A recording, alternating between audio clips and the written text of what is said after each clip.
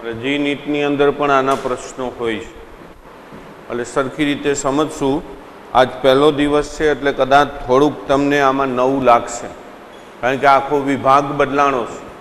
રસાયણ વિજ્ઞાનની અંદર જે શાખાઓ છે, organic chemistry, inorganic chemistry, analytical chemistry, એમ ફિઝિકલ કેમિસ્ટ્રી આવે અને ભૌતિક રસાયણ વિજ્ઞાન કહેવાય. એ ભૌતિક રસાયણ વિજ્ઞાનનો આ એક ભાગ છે, વિદ્યુત રસાયણ. તો એ વિદ્યુત રસાયણ કોને કહેવાય? વિદ્યુત રસાયણમાં જે રસાયણો છે એમની પ્રક્રિયા દ્વારા વિદ્યુત ઉત્પન્ન થાય અને એ વિદ્યુત ઉર્જા જે મળે એનો આગળ ઉપયોગ કરવામાં આવે. એટલે રસાયણો દ્વારા પ્રક્રિયાઓના પરિણામ સ્વરૂપ આપણને વિદ્યુત ઉર્જા મળે. જે પ્રક્રિયા રસાયણો અહીંયા કરશે એ પ્રક્રિયા સ્વયંસ્ફુરિત પ્રક્રિયાઓ હશે, એટલે કે એ પ્રક્રિયાઓ આપમેળે થતી હશે. આપમેળે થતી જે રાસાયણિક પ્રક્રિયાઓમાં જે વિદ્યુત ઉત્પન્ન થતું હોય એનો ઉપયોગ આગળની બીજી પ્રક્રિયાઓ માટે કરવામાં આવે. તો એ જે વિદ્યુત ઉત્પન્ન થાય છે અથવા બહારથી આપણે જો વિદ્યુત ઉર્જાઓ આપવામાં આવે અને કોઈ પ્રક્રિયાઓ થાય જે પ્રક્રિયા અસ્વયંસ્ફુરિત હોય, કે જે પ્રક્રિયા આપમેળે નથી થતી, એવી પ્રક્રિયાઓને ચાલુ કરવા માટે વિદ્યુત ઉર્જા આપવામાં આવે છે. અને વિદ્યુત ઉર્જા આપવાથી એ પ્રક્રિયા થઈ અને રસાયણો ઉત્પન્ન કરશે. એટલે બંને એકબીજાની વિરુદ્ધ પ્રક્રિયાઓ થઈ. રસાયણોની મદદથી વિદ્યુત ઉર્જા મેળવાય એટલે રાસાયણિક ઉર્જાનું વિદ્યુત ઉર્જામાં રૂપાંતર થાય. તો આવી જેટલી પ્રક્રિયા છે જેમાં થશે એને વિદ્યુત રાસાયણિક કોષ બોલાય. વિદ્યુત રાસાયણિક કોષ કે જેની અંદર રસાયણોની મદદથી એટલે કે રાસાયણિક ઉર્જાની મદદથી વિદ્યુત ઉર્જા મેળવવામાં આવે. અને અહીંયા એથી ઊંધું છે કે વિદ્યુત ઉર્જા છે એમાંથી રસાયણો બને છે એટલે રાસાયણિક ઉર્જા છૂટી પડે. એટલે ઊંધો સિદ્ધાંત થયો. રાસાયણિક ઉર્જાનું વિદ્યુત ઉર્જામાં, અહીંયા વિદ્યુત ઉર્જાનું રાસાયણિક ઉર્જામાં રૂપાંતર થાય. તો એવા જે કોષ હશે એને આપણે બોલશું વિદ્યુત વિભાજન કોષ. એટલે બંને કોષોની સમજ આપણે આ પ્રકરણની અંદર મેળવશું. એટલે આ જે પ્રકરણ છે એ વિદ્યુત રાસાયણિક કોષ અને વિદ્યુત વિભાજન કોષ આ બંનેનું મિક્સ સંયોજન છે. આશરે 13 થી 14 પીરિયડ આ પ્રકરણ ચાલવાનું છે. એમાંના 9 પીરિયડ છે એ આપણી થિયરી ચાલશે અને 4 પીરિયડ એના દાખલાઓ ચાલશે. ટોટલ 13 કલાકમાં આ પ્રકરણ પૂરું થશે. તો હવે ડિટેલ્સમાં આગળ આ એની સામાન્ય પ્રસ્તાવનાઓ છે કે વિદ્યુત રાસાયણિક કોષ એની મદદથી જે વિદ્યુત ઉર્જાઓ આપણે મેળવી છે એ વિદ્યુત ઉર્જાના ઉપયોગ બીજા સાધનો ચલાવવા માટે, મોટર ચલાવવા માટે, બલ્બ ચાલુ કરવા માટે, પંખા ચાલુ કરવા માટે વગેરે માટે કરી શકે. એમ વિદ્યુત ઉર્જાનું રાસાયણિક ઉર્જામાં જે રૂપાંતર થાય એની મદદથી આપણે જુદા જુદા રસાયણો, દાખલા તરીકે chlorine, sodium chloride, sodium hydroxide, fluorine, આવા સંયોજનો, રાસાયણિક પદાર્થો બનાવી શકીએ. એ છે વિદ્યુત વિભાજન કોષ. એટલે આ બંને જે ઉર્જાના ઉપયોગો થાય છે, રાસાયણિક ઉર્જામાંથી વિદ્યુત ઉર્જા મેળવાય છે, એક પ્રકારની પ્રદૂષણ મુક્ત ઉર્જા છે. દાખલા તરીકે બેટરી અને બળતણ કોષ. તો એ બેટરી અને બળતણ કોષ આપણો સેલ, કે પેન્સિલ સેલ આવે કે મોટો સેલ આવે, એની અંદર રસાયણો ભરેલા છે. એ રસાયણો પ્રક્રિયા કરે છે અને આપણી જે ટોર્ચ હોય, રેડિયો હોય, જે ઇલેક્ટ્રોનિક સાધનો હોય એ ચાલુ થાય છે. તો રસાયણો વપરાણા અને એમાંથી વિદ્યુત મળ્યું ને એ સાધન શરૂ થયું. એટલે એ બધા વિદ્યુત રાસાયણિક કોષ કહેવાના.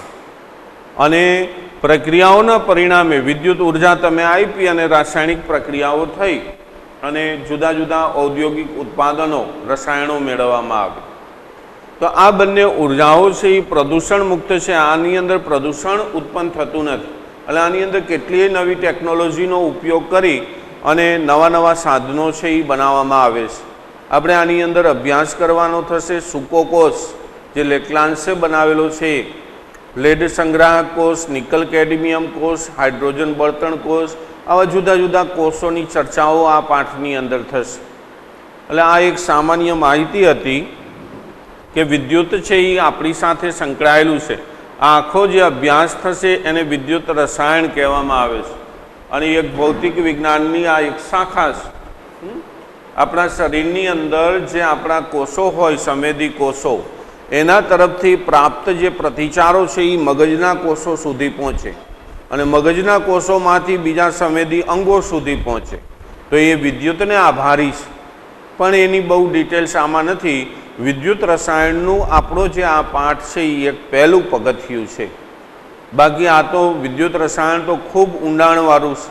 એટલે આપણે ફક્ત એની જુદી જુદી નાની નાની સંકલ્પનાઓ અને વિદ્યુત રસાયણ કોને કહેવાય એનો સાદો અભ્યાસ આપણે આમાં કરવાનો થશે. તો પહેલાં આપણે ભણી છીએ વિદ્યુત રાસાયણિક કોષ. તો વિદ્યુત રાસાયણિક કોષ જેને આપણે ડેનિયલ કોષથી ઓળખી છીએ અને જેનો અભ્યાસ આપણે આગળ કરી ગયા છે ધોરણ 11માં. એનું થોડુંક પુનરાવર્તન છે. વિદ્યુત રાસાયણિક કોષ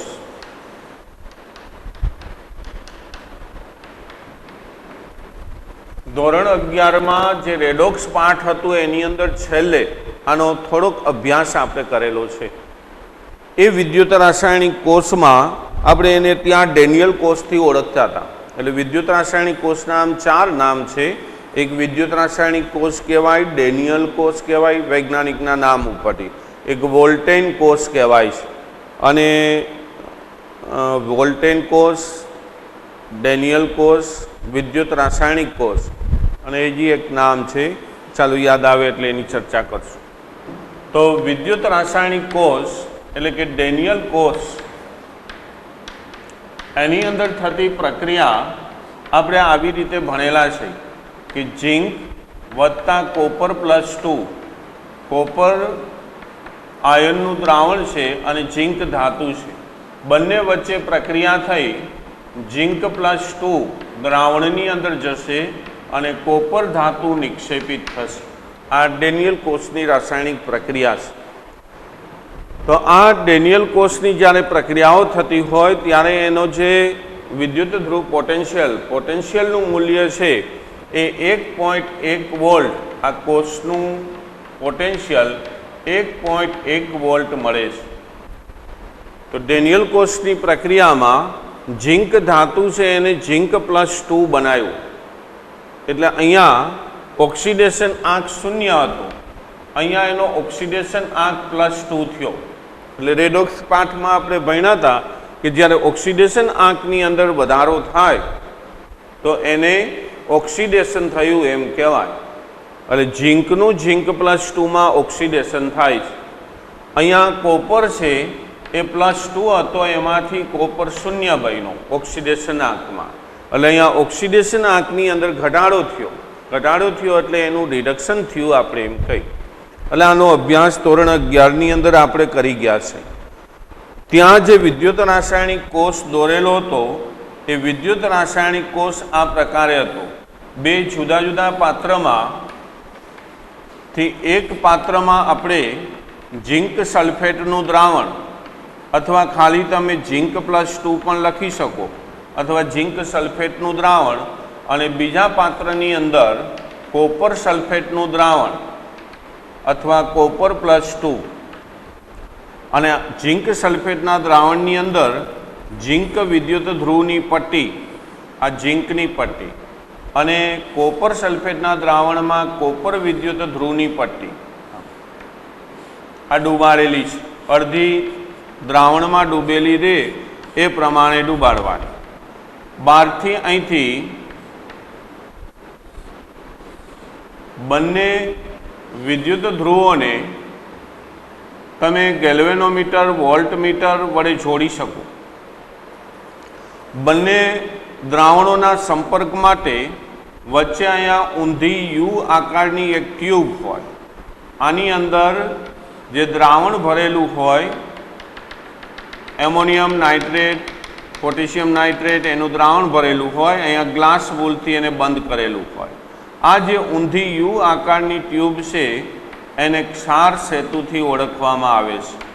પછી એની ડિટેલ્સમાં ચર્ચાઓ કરશું ક્ષાર સેતુ શું છે, જો કે ધોરણ 11માં એ આવી ગયું છે.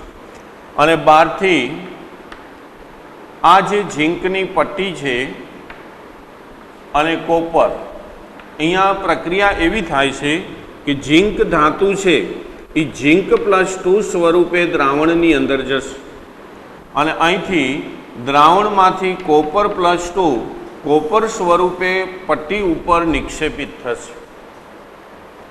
આ બાજુ ઝીંક +2 જાય છે. આ જે વિદ્યુત ધ્રુવ છે ઝીંકનો એને એનોડ કહેવાય અને કોપરના વિદ્યુત ધ્રુવને કેથોડથી ઓળખવામાં આવે છે.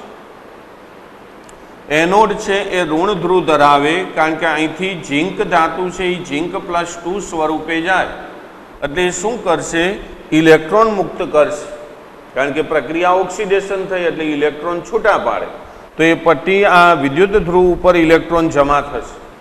એટલે અહીંયા આ જે દ્રાવણ છે એ ઋણ ભારિત બને એટલે એનોડ ઋણ ભારિત હોય. અહીંયા કોપર +2 ઇલેક્ટ્રોન સ્વીકારે અને કોપર ધાતુ બનાવે એટલે કેથોડ છે એ ધન ધ્રુવ તરીકે રહેશે. ઇલેક્ટ્રોનનો પ્રવાહ આમ ઝીંકથી કોપર તરફ આ રીતે આમ જશે તો વિદ્યુત પ્રવાહની દિશા એથી વિરુદ્ધ હોય એટલે વિદ્યુત પ્રવાહ ઇલેક્ટ્રોનના પ્રવાહની વિરુદ્ધ દિશામાં આમ જશે એટલે કોપરથી ઝીંક તરફ જશે અને ઇલેક્ટ્રોનનો પ્રવાહ ઝીંકથી કોપર તરફ જશે. હવે આના માટે 3 જુદી જુદી પરિસ્થિતિમાં આ આકૃતિની આપણે સમજ લેવી છે એટલે એના માટે 3 જુદી જુદી પરિસ્થિતિનો આપણે અભ્યાસ કરીશું. આકૃતિ એક જ રાખશું. જો અહીંથી એક રિઓસ્ટેટ જોડેલો છે, એની સાથે એક વોલ્ટમીટર, અહીંથી આપણે પ્રવાહ વધારો ઘટાડો કરી શકીએ. અહીંયા બેટરી મૂકી દઈ અને અહીંયા એક પ્રવાહની દિશા જોવા વોલ્ટમીટર જોડી દઈ. હવે આની અંદર અહીંથી બાહ્ય એક્સટર્નલ તમે વિદ્યુત પ્રવાહ છે એ વધારતા જશો. પ્રવાહનું મૂલ્ય જેમ જેમ અહીંયા વીજ સ્થિતિમાનનો તફાવત અથવા વોલ્ટેજ વધારતા જાઓ એમ આની અંદર શું પ્રક્રિયા થાય છે એનું આપણે અવલોકન કરવાનું. આ રીતે એક પાત્રની અંદર ઝીંકની પટ્ટી અને ઝીંક સલ્ફેટનું દ્રાવણ, બીજામાં કોપરની પટ્ટી અને કોપર સલ્ફેટનું દ્રાવણ, ક્ષાર સેતુથી બંને જોડી દીધા. અહીંયા આપણે વોલ્ટમીટર જોડ્યું, અહીંયા બેટરી જોડેલી છે. આ ચલ અવરોધક કહેવાય કે જેના મદદથી આપણે પ્રવાહમાં વધઘટ કરી શકીએ. હવે અત્યારે આ પરિસ્થિતિ છે, બહારથી આપવામાં આવેલો પ્રવાહ એ એક્સટર્નલ <1.1 વોલ્ટ છે. માની લો કે 1.1 વોલ્ટ ડેનિયલ કોષનો પોટેન્શિયલ 1.1 વોલ્ટ છે, એનાથી આપણે ઓછો પ્રવાહ આપીશું તો આની અંદર પ્રક્રિયાઓ શું થાય? ટૂંકા પ્રશ્નમાં પૂછાય કે તમે ડેનિયલ કોષમાં બાહ્ય વીજ સ્થિતિમાનનો તફાવત 1.1 વોલ્ટ કરતાં ઓછો આપો છો તો બે પરિસ્થિતિ જોવા મળે. એમાં ઇલેક્ટ્રોનનો પ્રવાહ ઝીંકથી કોપર તરફ જશે. ઇલેક્ટ્રોનનો પ્રવાહ છે એ આમ ઝીંકથી કોપર તરફ જાય, પણ 1.1 વોલ્ટ કરતાં ઓછો પ્રવાહ આપેલો હોય તો. અને વિદ્યુત પ્રવાહ છે, વિદ્યુત પ્રવાહની દિશા એથી ઊંધી કોપરથી ઝીંક તરફની હશે એટલે વિદ્યુત પ્રવાહ આ દિશામાં આવશે, ઇલેક્ટ્રોનનો પ્રવાહ આ દિશામાં જશે. એટલે અહીંયા જે વોલ્ટમીટરનો દર્શક છે એ તમને આ દિશામાં કોણાવર્તન કરતો આમ દેખાશે. રેડી? અને બીજી વસ્તુ કે અહીંયા ઝીંક છે એ એનોડ ઋણ ધ્રુવવાળો અને કેથોડ છે એ ધન ધ્રુવવાળો બનશે. બસ આ બે બાબત છે એ પ્રક્રિયા થશે. એટલે રાસાયણિક પ્રક્રિયા થઈ તો પ્રવાહ, ઇલેક્ટ્રોનનો પ્રવાહ આ દિશામાં ગયો, વિદ્યુત પ્રવાહ આમ આવ્યો. તો અહીંયા ઝીંક ધાતુ છે એ શું બનાવે? ઝીંક +2 બનાવે. તો ઝીંક એ ઝીંક +2 સ્વરૂપે દ્રાવણની અંદર જશે અને કોપર +2 છે એ કોપર સ્વરૂપે નિક્ષેપિત થશે. એટલે ઝીંક ધાતુ ઝીંક +2 બનાવે, કોપર +2 કોપર સ્વરૂપે પટ્ટી ઉપર જમા થાય. આ એક વસ્તુ.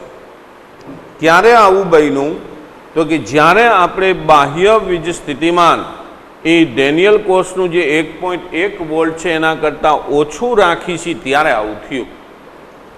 હવે અહીંથી હું ચલ અવરોધકની મદદથી આ બાહ્ય વીજ સ્થિતિમાનનો તફાવત અથવા વોલ્ટેજ એ 1.1 વોલ્ટ જેટલો કરી દઉં છું. સમાન જેટલો ડેનિયલ કોષનો વીજ સ્થિતિમાનનો તફાવત છે, વોલ્ટેજ છે, એટલો જ આપણે બાહ્ય વીજ સ્થિતિમાનનો તફાવત રાખી દીધો. તો શું થાય? તો કે આ જે ઇલેક્ટ્રોનનો પ્રવાહ અને વિદ્યુત પ્રવાહ એ સ્થિર થઈ જાય, એકેય દિશામાં ગતિ કરે નહીં. એક એ થયું. અને બીજી વસ્તુ કે રાસાયણિક પ્રક્રિયા જે આ થતી હતી એ રાસાયણિક પ્રક્રિયા પણ બંધ થઈ જાય. એટલે બે બાબત જોવા મળી. જોઈ લો, સમાન જ્યારે વોલ્ટેજ થયો 1.1 વોલ્ટ જેટલો, ત્યારે રાસાયણિક પ્રક્રિયાઓ બંધ થઈ જાય છે. અને રાસાયણિક પ્રક્રિયા બંધ થઈ જાય એટલે ઇલેક્ટ્રોનનો પ્રવાહ કે વિદ્યુત પ્રવાહ છે એ એકેય દિશામાં જાય નહીં. એના ઝીંકથી કોપર તરફ જાય, કોપરથી ઝીંક તરફ જાય. ત્રીજી બાબત, આ બીજી બાબત કે જ્યારે 1.1 વોલ્ટ કરી ત્યારે વિદ્યુત પ્રવાહ અને ઇલેક્ટ્રોનનો પ્રવાહ વહેતો નથી. અને બીજું કે એની અંદર રાસાયણિક પ્રક્રિયા થતી નથી. આટલું જવાબ. હવે આપણે ધીમે ધીમે વીજ સ્થિતિમાન અથવા વોલ્ટેજ છે એ વધારા તરફ જાય છે. પહેલાં મેં 1.1 વોલ્ટ કરતાં ઓછો રાખ્યો, પછી એના જેટલો કર્યો. હવે 1.1 વોલ્ટ કરતાં વીજ સ્થિતિમાનનો તફાવત છે એ વધારી દઈશ, ગ્રેટર ધેન 1.1 વોલ્ટ.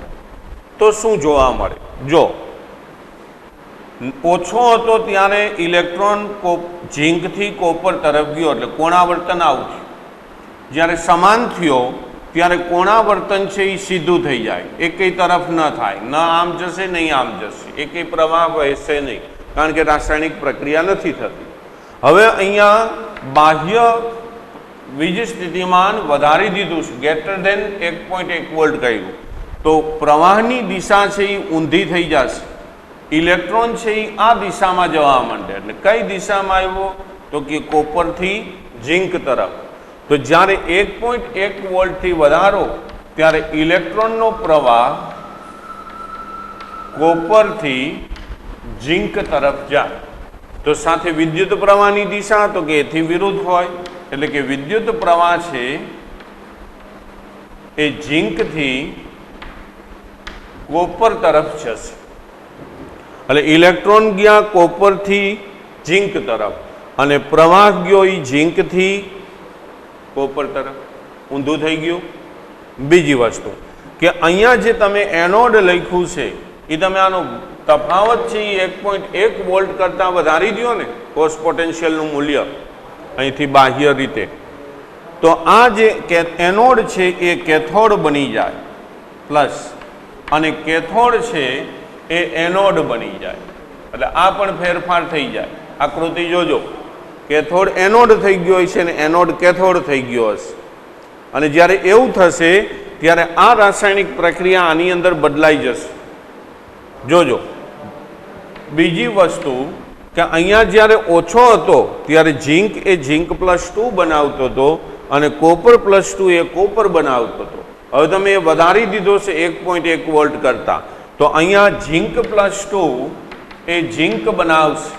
એટલે ઝીંક +2 એ ઝીંક સ્વરૂપે અહીંયા ધાતુ ઉપર, અહીંયા વિદ્યુત ધ્રુવ ઉપર નિક્ષેપિત થશે, આના ઉપર ચોંટી જશે. ઊંધું થયું. પહેલાં આમ થતું હતું, ઝીંક +2 બનાવતો હતો, એને બદલે હવે શું થયું? ઝીંક +2 એ ઝીંક બનાવ્યું, એટલે આયન છે એ ધાતુ બનાવ્યું. અને બીજી વસ્તુ કે અહીંયા કોપર +2 કોપર સ્વરૂપે નિક્ષેપિત થતો હતો, એ ઊંધું થઈ જાય. કોપર ધાતુ કોપર +2 સ્વરૂપે દ્રાવણની અંદર જાય. એટલે બીજી બાબત થાય કોપર એ કોપર +2 સ્વરૂપે જશે. એટલે કારણ કે જો પ્રક્રિયા બદલાઈ ગઈ છે, તમે તફાવત વધારી દો છો 1.1 વોલ્ટ કરતાં, એટલે તમારો ઇલેક્ટ્રોન આમ આવવા માંડ્યો ઊંધો, તો વિદ્યુત પ્રવાહ એને ઊંધો થઈ જાય. બીજું કે આના બે વિદ્યુત ધ્રુવ ઉપર જે પ્રક્રિયા થતી હતી એ પ્રક્રિયા પણ ઊંધી થઈ જાય. એટલે આના ઉપરથી એક શોર્ટ ક્વેશ્ચન પૂછાય MCQમાં. એ પ્રશ્ન આવો પૂછે કે જો ડેનિયલ કોષમાં બાહ્ય પોટેન્શિયલનું મૂલ્ય >1.1 વોલ્ટ હોય તો તેમાં નીચેની પ્રક્રિયા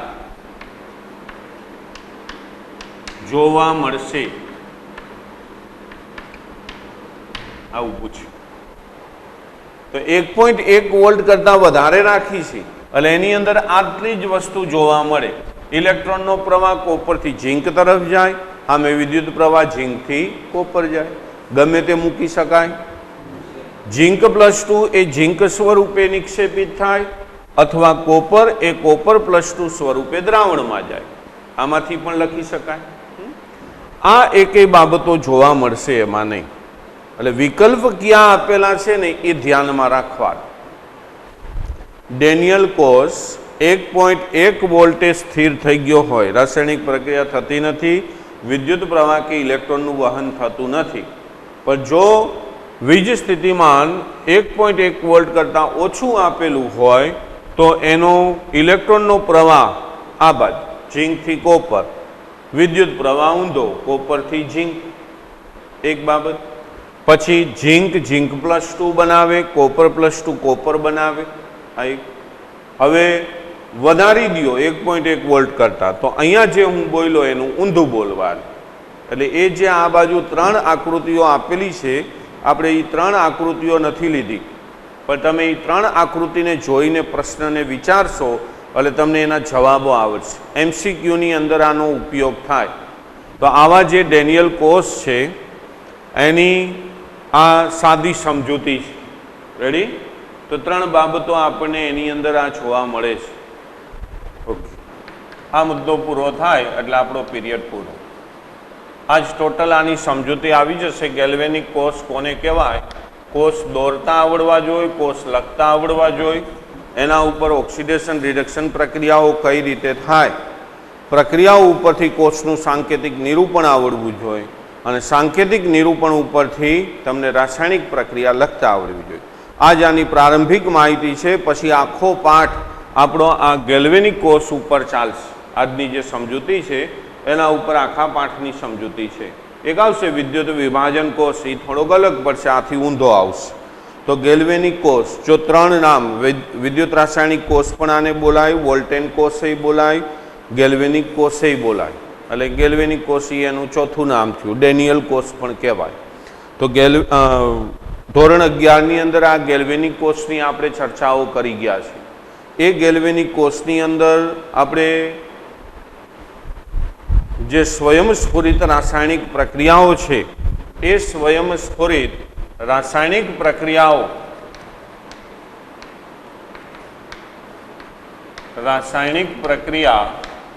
એ રાસાયણિક ઉર્જાનું વિદ્યુત ઉર્જામાં રૂપાંતર કરે છે. એટલે જે ગિબ્સની ઉર્જા છે એ ગિબ્સની ઉર્જા આપણને વિદ્યુત ઉર્જાઓ આપશે. ધોરણ 11. તો એના માટે આપણે જે અભ્યાસ કરવો છે એ ડેનિયલ કોષનો, જે સાદી અને સરળ પ્રક્રિયા ડેનિયલ કોષની આપણે ભણી ગયા, એ ડેનિયલ કોષમાં થતી જે રાસાયણિક પ્રક્રિયા છે એ આવી છે. ઝીંક ધાતુ, કોપર +2 દ્રાવણ, એમાંથી ઝીંક +2 દ્રાવણ વત્તા કોપર ધાતુ. તો આ જે ડેનિયલ કોષની રાસાયણિક પ્રક્રિયા છે એને આપણે બે જુદી જુદી અર્ધ પ્રક્રિયા સ્વરૂપે લખી છે. જો અહીંયા કોપર +2 છે એને કોપર બનાવ્યું એટલે આપણે એવું કીધું કે ભાઈ અહીંયા ઓક્સિડેશન આંકની અંદર ઘટાડો થયો. હવે ઘટાડો થાય તો તમે ભણી ગયા રેડોક્સમાં કે એને રિડક્શન કહેવાય. એટલે આ જે પ્રક્રિયા છે એ કેથોડ ઉપર થશે. કોપર +2 છે એ 2 ઇલેક્ટ્રોન મેળવી અને કોપર ધાતુ બનાવે. તો આ પ્રક્રિયામાં ઇલેક્ટ્રોન મેળવાય છે માટે આપણે એને રિડક્શન પ્રક્રિયા બોલી છે. એટલે રિડક્શન અર્ધ પ્રક્રિયા થઈ. અને ઝીંક ધાતુ છે એને ઝીંક +2 બનાવ્યું એટલે ઓક્સિડેશન આંક વધ્યો એટલે ત્યાં ઇલેક્ટ્રોન મુક્ત થયો. આ પ્રક્રિયા એનોડ ઉપર થશે અને એનોડ ઉપર થતી જે પ્રક્રિયા છે એને ઓક્સિડેશન પ્રક્રિયા બોલાય. અહીંયા ઇલેક્ટ્રોન મુક્ત થાય છે એટલે ત્યાં ઓક્સિડેશન થયું એમ કહેવાય. અહીંયા કોપર +2નું રિડક્શન થઈ કોપર બને છે એટલે રિડક્શન અર્ધ પ્રક્રિયા થઈ. ઝીંક ધાતુ છે એ ઝીંક +2 સ્વરૂપે દ્રાવણમાં જાય છે ઓક્સિડેશન પામી એટલે ઓક્સિડેશન અર્ધ પ્રક્રિયા થાય. અને બંને પ્રક્રિયાને તમે ભેગી કરો સંયુક્ત લખો એટલે એના જે ઇલેક્ટ્રોન છે એ ઉડી જશે અને આ આપણને કોષ પ્રક્રિયા આપશે. તો એ કોષ પ્રક્રિયા છે એ મળે. તો આવા જે બે અર્ધકોષો આ બે જુદા જુદા અર્ધકોષો થયા બેને સંયુક્ત કરો એટલે એક આ કોષ બને. તો આવા જુદા જુદા અર્ધકોષોના સંયુગ્મનથી આપણે એક વિદ્યુત રાસાયણિકની આખી શ્રેણી બનાવી શકીએ. જુદા જુદા કેટલાય ગેલ્વેનિક કોષની રચનાઓ કરી શકીએ. તો એવો એક પ્રશ્ન 3 માર્કની અંદર પૂછાય આકૃતિ સાથેનો. એ સ્વાધ્યાયની અંદર છે. હમણાં એની આપણે ચર્ચાઓ કરશું થોડી. તો આ રીતે જુદા જુદા કેટલાય અર્ધકોષો ભેગા કરી એમાંથી ગેલ્વેનિક કોષની રચના થાય. તો જે એક અર્ધકોષ કે જેની અંદર રિડક્શન થાય છે એ રિડક્શન અર્ધકોષ પણ કહેવાય. આ ઓક્સિડેશન અર્ધકોષ પણ કહેવાય. અને સંયુક્ત રીતે એને રેડોક્સ યુગ્મો બોલાય.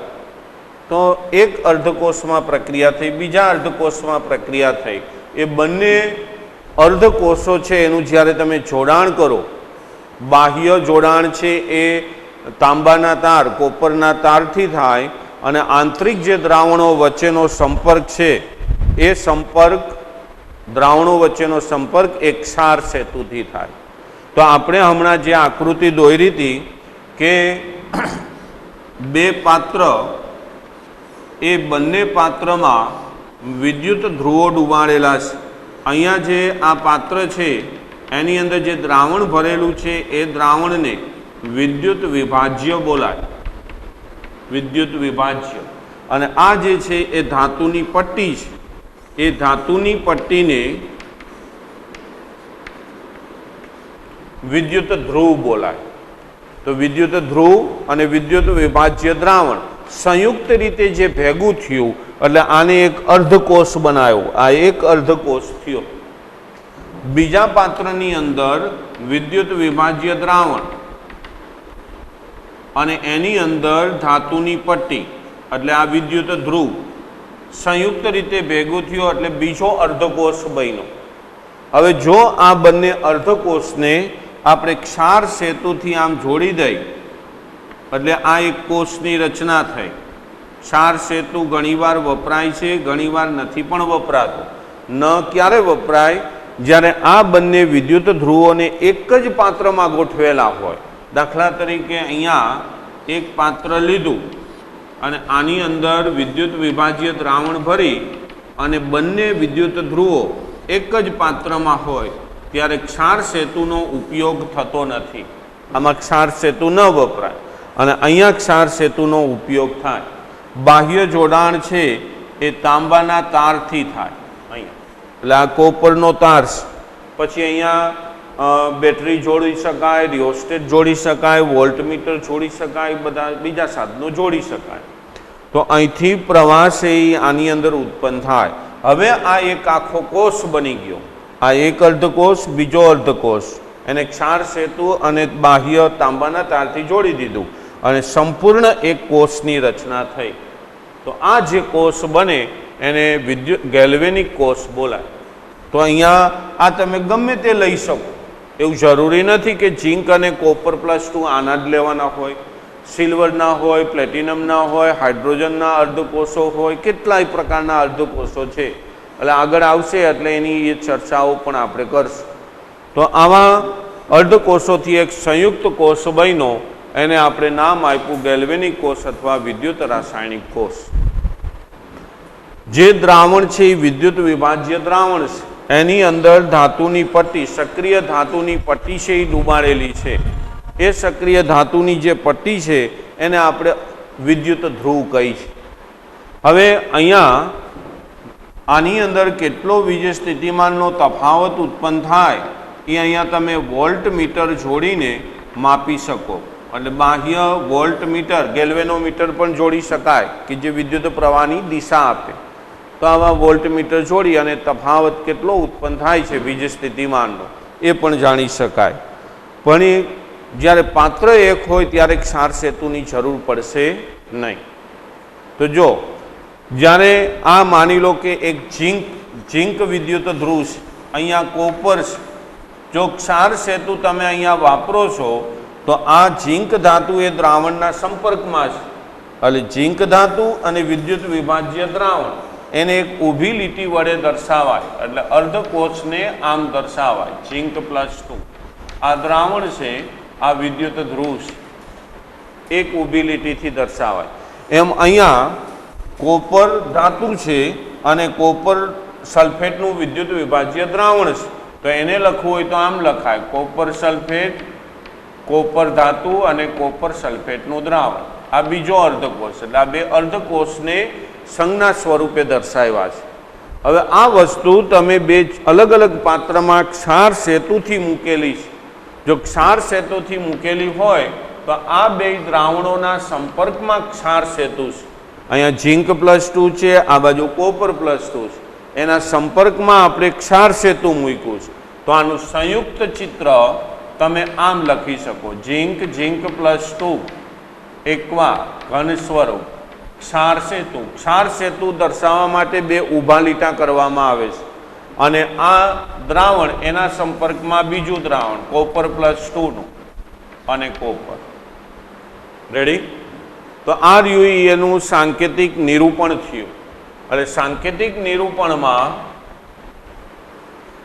ડેનિયલ કોષનું આ સાંકેતિક નિરૂપણ બની ગયું. આનું હવે તમને આવી પ્રક્રિયાઓ આપશે અને એના સાંકેતિક નિરૂપણ પૂછશે. સાંકેતિક નિરૂપણ ઉપરથી તમને રાસાયણિક પ્રક્રિયા લખવાની છે. જો ક્ષાર સેતુ ન વપરાય તો ખાલી એક જ ઊભો લીટો આવે, બે ઊભા લીટા ન આવે. રેડી? બીજી વસ્તુ કે હવે આને દર્શાવવું કઈ રીતે અને કેમ ખબર પડે કે આને જમણી સાઈડ મુકાય અને ડાબી સાઈડ મુકાય? તો એક વસ્તુ કે અહીંયા ડેનિયલ કોષની અંદર ઝીંક ધાતુ ઝીંક +2 સ્વરૂપે દ્રાવણમાં જાય છે. એટલે ઝીંક ધાતુ એ ઝીંક +2 સ્વરૂપે દ્રાવણમાં જાય એટલે ઇલેક્ટ્રોન મુક્ત કરે, બે ઇલેક્ટ્રોન. ઇલેક્ટ્રોન મુક્ત થાય એટલે આ બાજુ ડાબી સાઈડનું જે પાત્ર છે એ ઋણ ભારિત બને. કારણ કે ઇલેક્ટ્રોન મુક્ત થયા એ વિદ્યુત ધ્રુવની સપાટી ઉપર જાય, અહીંથી અહીં. એટલે આ દ્રાવણ છે એ ઋણ ભારિત બનશે. એટલે ઋણ ભારિત બને એટલે દ્રાવણની સાપેક્ષમાં, વિદ્યુત ધ્રુવની સાપેક્ષમાં એનો પોટેન્શિયલ બદલાય. એટલે સાપેક્ષમાં એનું પોટેન્શિયલ જોવા મળે. બીજી વસ્તુ કે અહીંયા જમણી બાજુના પાત્રમાં કોપર +2 છે એ ઇલેક્ટ્રોન મેળવશે. કારણ કે જો અહીંયા જે ઇલેક્ટ્રોન મુક્ત થયો એ વિદ્યુત ધ્રુવ મારફતે આ બાજુ આવે કોપરની સપાટી ઉપર, જ્યાં કોપર +2 ઇલેક્ટ્રોન મેળવી લે અને કોપર બનાવે. એટલે આ બાજુનું પાત્ર છે એ ધન ભારિત બને, આ ધન ભારિત બને અને ડાબી સાઈડનું છે એ ઋણ ભારિત બનશે. તો હવે આપણે યાદ રાખવાનું કે જેની અંદર જે અર્ધકોષમાં ઓક્સિડેશન પ્રક્રિયા થતી હોય, ઓક્સિડેશન પ્રક્રિયા, એ પાત્રને આપણે એનોડથી ઓળખશું. જ્યાં ઓક્સિડેશન પ્રક્રિયા થાય એને એનોડ કહેવાય, અથવા એનોડ ઉપર હંમેશા ઓક્સિડેશન થાય અને એ પાત્ર છે એ ઋણ ભારિત હોય એટલે આપણે અહીંયા એનોડની નીચે માઇનસ કરીને સંજ્ઞા લખી છે. જમણી બાજુ અહીંયા રિડક્શન થાય છે એટલે જ્યાં રિડક્શન પ્રક્રિયા થશે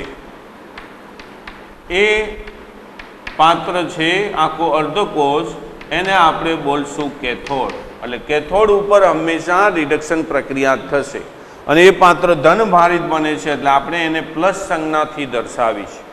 તો અહીંયા બે બાજુ ઋણભાર અને ધનભાર જ્યારે સંતુલિત હોય ત્યારે એની અંદર એક વીજ સ્થિતિમાનનો તફાવત ઉત્પન્ન થાય.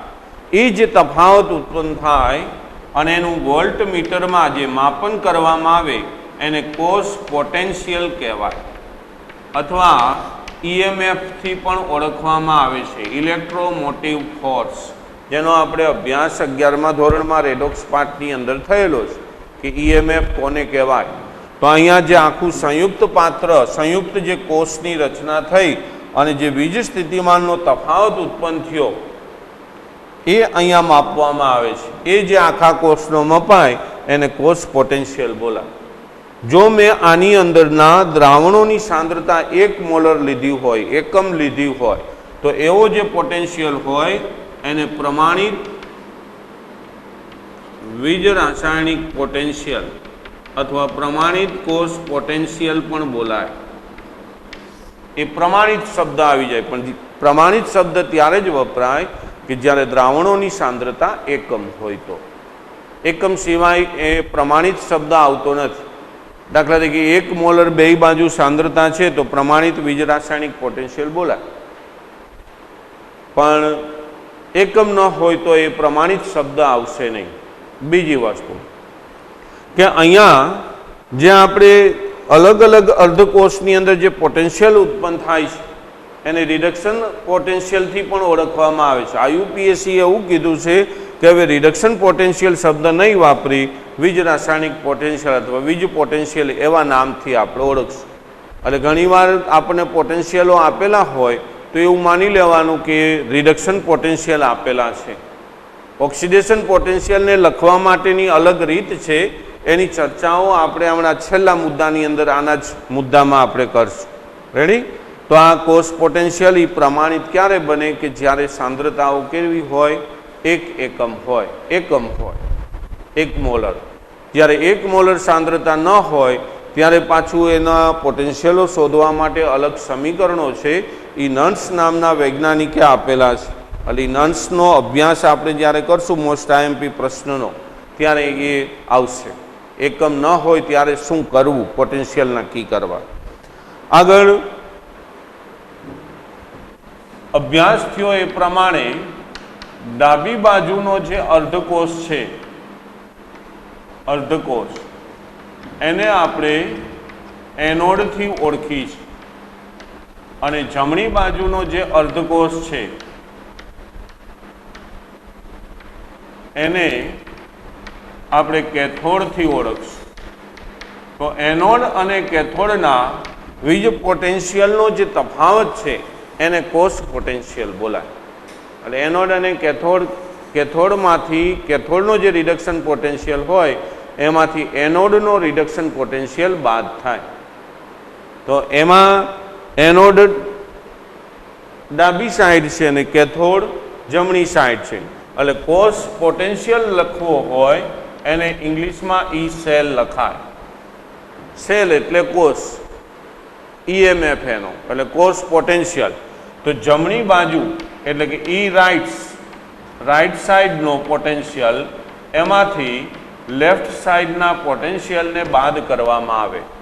એટલે રાઈટ સાઈડ એટલે કેથોડ અને લેફ્ટ સાઈડ એટલે એનોડ.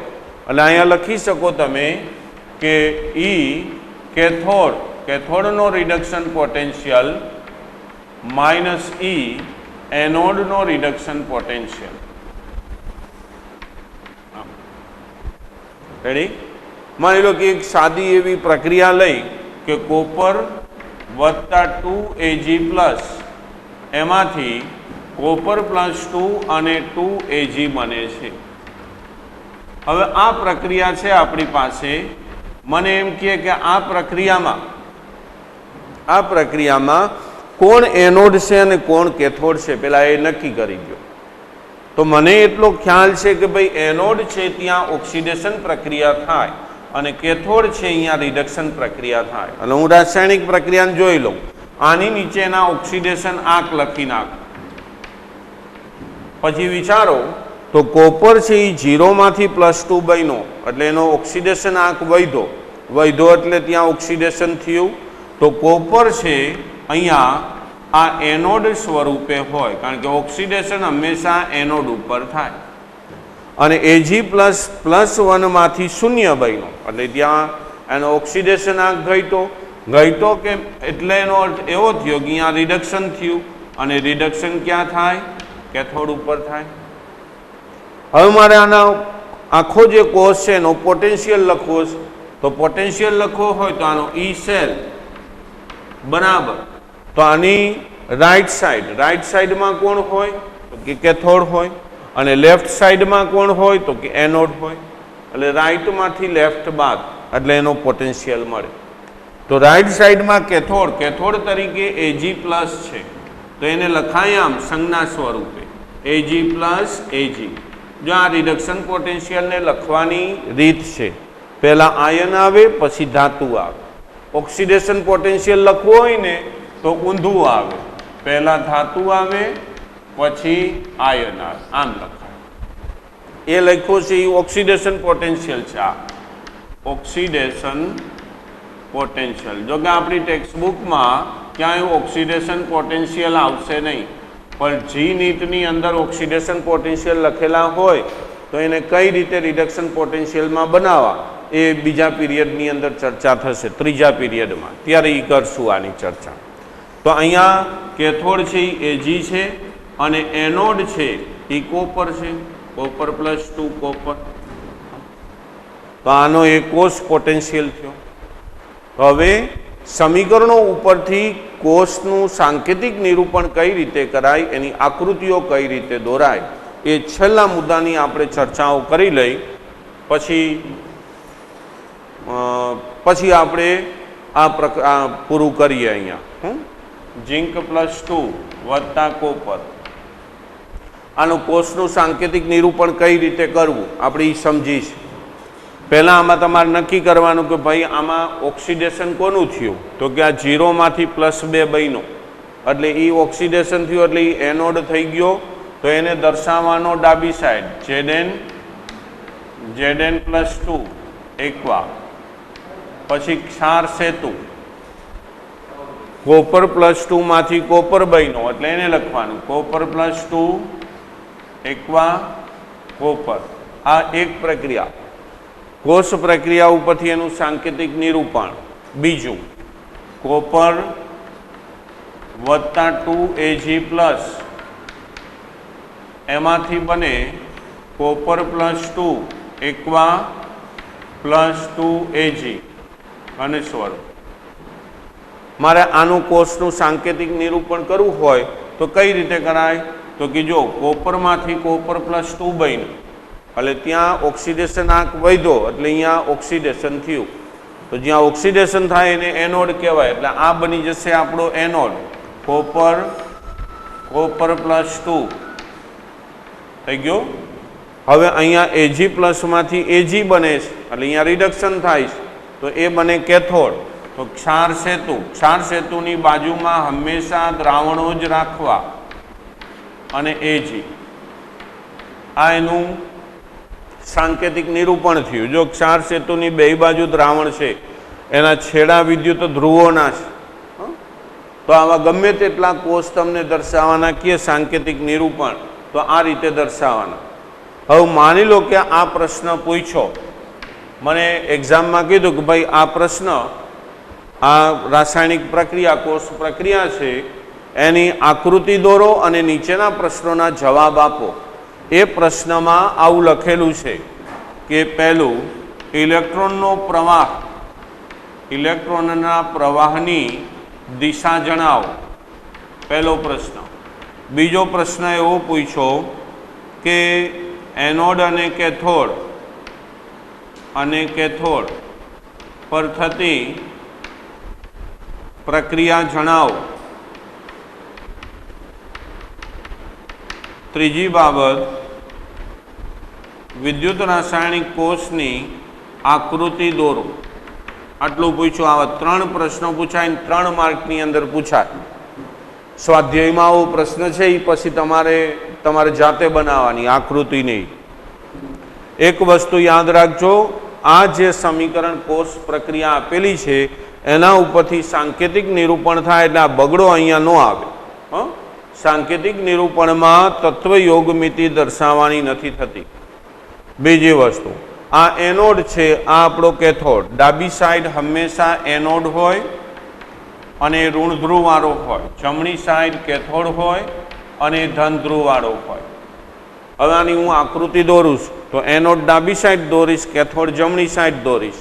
તો પહેલી વસ્તુ આકૃતિ. 2 જુદા જુદા પાત્ર લેવાના.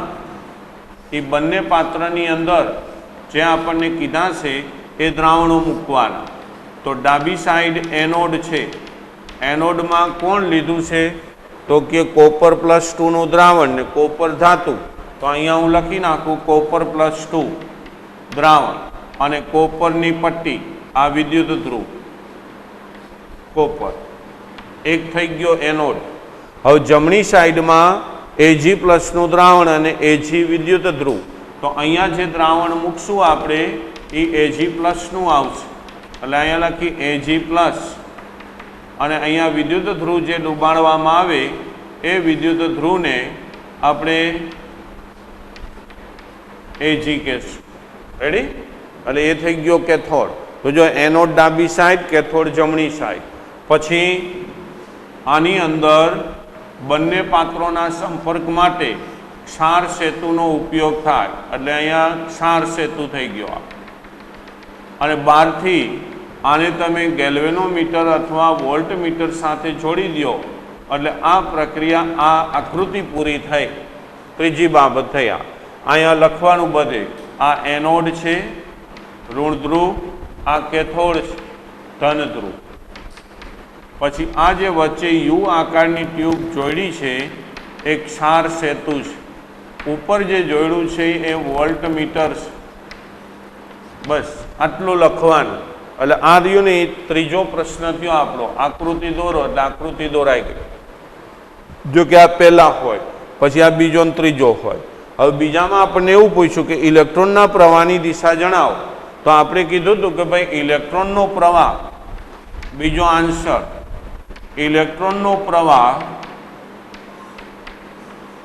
કઈ દિશામાં થાય તો કે આપણે જાણી છીએ કે એનોડથી કેથોડ તરફ જાય. તો એનોડ કોણ છે તો કે કોપર, કેથોડ સિલ્વર. અને ઇલેક્ટ્રોનનો પ્રવાહ કોપરથી સિલ્વર તરફ જશે. હવે માની લો કે ઇલેક્ટ્રોનના પ્રવાહની સાથે વિદ્યુત પ્રવાહ પણ કીધો હોય તો વિદ્યુત પ્રવાહ એથી ઊંધો લખવાનો. વિદ્યુત પ્રવાહની દિશા Ag થી કોપર તરફ જશે. આ વિદ્યુત પ્રવાહની દિશા. આ પ્રશ્ન પૂરો થયો. પછી બીજું એવું કીધું કે એનોડ અને કેથોડ ઉપર કેવી પ્રક્રિયાઓ થશે. તો છેલ્લો આન્સર ત્રીજો. તો કે એનોડ આ છે કોપરનો અને આપણને ખ્યાલ જ હોય કે એનોડ ઉપર ઓક્સિડેશન થાય.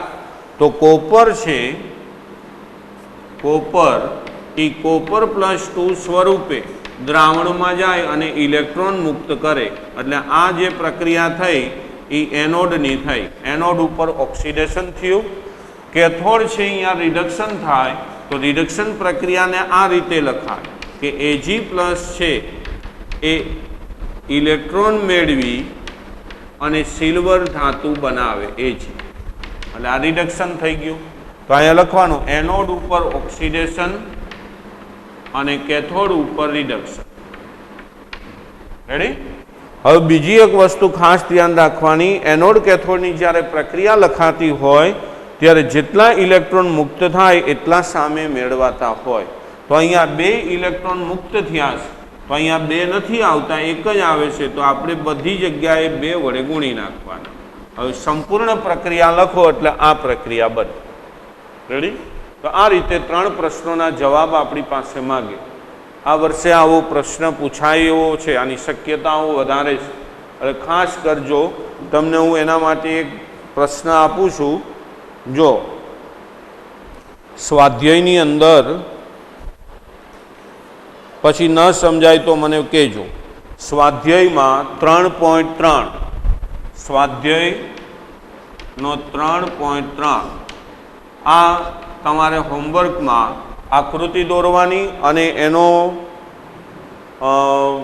એના પ્રશ્નોના જવાબ આપવાના. 3 પ્રશ્નો છે. કયો વિદ્યુત ધ્રુવ ઋણભારિત છે? તો ઋણભારિત આમાં કહી દો કયો ઋણભારિત છે. તો જ્યાં ઇલેક્ટ્રોન રિલીઝ થતો હોય, મુક્ત થતો હોય ને ઋણભારિત હોય, તો અહીંયા કોપર છે એ ઇલેક્ટ્રોન મુક્ત કરે છે એટલે આ ઋણભારિત બને. રેડી? તો કયો વિદ્યુત ધ્રુવ ઋણભારિત છે? કોષમાં પ્રવાહનું વહન કરતા વાહકો. તો પ્રવાહ કેના લીધે પસાર થાય છે? તો કે બાહ્ય ઇલેક્ટ્રોનના લીધે થાય છે. આંતરિક છે એ આઈ નો આવે એટલે ઇલેક્ટ્રોનના લીધે વિદ્યુત પ્રવાહ વહે છે. પછી દરેક વિદ્યુત ધ્રુવ પર વ્યક્તિગત પ્રક્રિયા. તો વ્યક્તિગત પ્રક્રિયા એટલે એનોડ કેથોડની પ્રક્રિયા. અને આની આકૃતિ દોરવાની. એમાં ઝીંક લખેલો છે, અહીંયા આપણે કોપર લખ્યો છે. આટલો ફેર છે. તો આ તમારા માટે હોમવર્ક 3.3 એના પ્રશ્નોના જવાબ વિચારવાના. એટલે આવો પ્રશ્ન આ વર્ષે પૂછાવાની શક્યતા છે. બાકી બીજા જે પ્રશ્નો આજે આપણે ભણ્યા એ શોર્ટ ક્વેશ્ચન માટેના હતા. એટલે ખાસ આ પ્રશ્ન તૈયાર કરવાનો. આવો. રેડી? ઓકે.